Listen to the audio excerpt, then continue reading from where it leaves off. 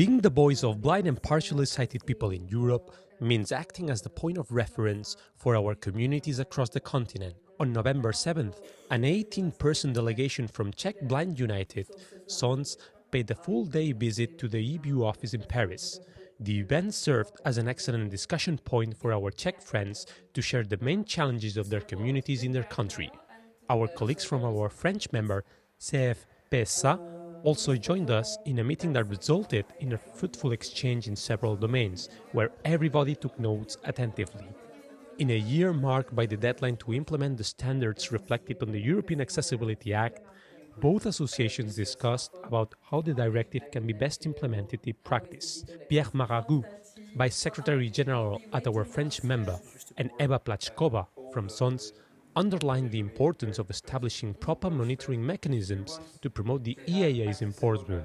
Yeah, regarding the Nathan talk about the assessment of the European law. We are currently testing the facts to engage judicial actions. There was a case when the organization sued the Czech television. They took it to court to get the audio description. Marked by its strong focus on the digital area, the European Accessibility Act covers a wide variety of products and services in this domain. Sons President Dagmar Filgazova and Sons representative Eva Plachkova explained to our French friends how Czech Blind United is currently working to make sure that digital accessibility is ensured for blind and partially sighted people in the Czech Republic. The section for digital accessibility in Sons, they cooperate with institutions and some of the public ones like banks, they come to them for an audit. Representatives of both members also had the chance to get to know more about EBU's current work.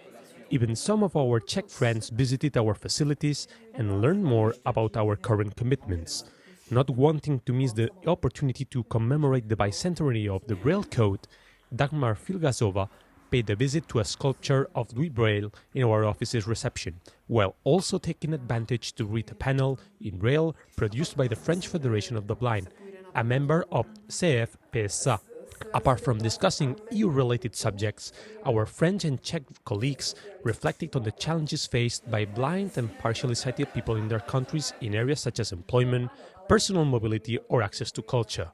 On this last point, Nathan Pascoe, accessibility expert at our French member, explained how the promotion of audio description is done in France through public funding.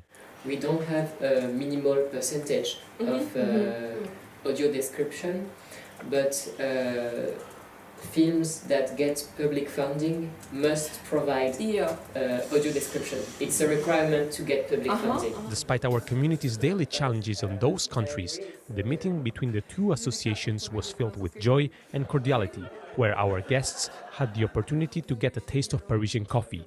After a long day full of interesting reflections, our Czech representatives exchanged presents with us on a pre-Christmas tone. EBU is always happy to listen from its national members. Networking is the key to keep promoting the rights of visually impaired people across Europe.